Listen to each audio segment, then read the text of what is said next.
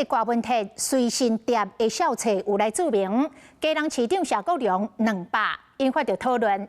未少人推测，这条钱是为着要来抗退着当初想要来参选着基隆的民众党的前秘书长谢立功，甚至有人惊推讲，一个谢立功等于200万。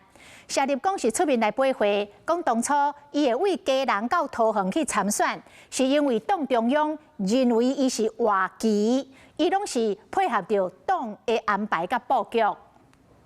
其实真的有点像棋子。在基隆那一场最初的时候，我也是说，你如果要我选，我就做选的打算。有适当人出来，好，就请那位适当的人出来。邱成元将广播节目讲出2022年选举的心声。前民进党的秘书长谢立功充分感慨。我在基隆选过市长，当时的桃园来讲，好像应该是谁没有其他太多人要选主席啊，或大家有这样的一个共识。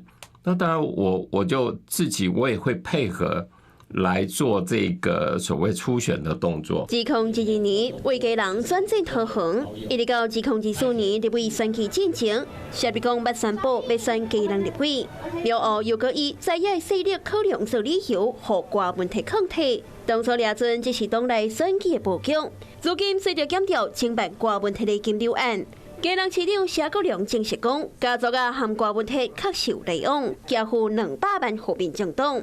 外界在咧讲讲，这个谢立功等于200万。在2022的7月，因为他说的时间是7、8月的时间嘛，那时候邱成元早就把他的看板啊什么早就挂出来了，而且在民众党内大概说会选的就是他，而不是我。对于这件代志，民进党回应讲，是免找甲党派在制造谣言。谢立功也替家己发愿望捍卫名声，呼吁检调赶紧查明相关的证据。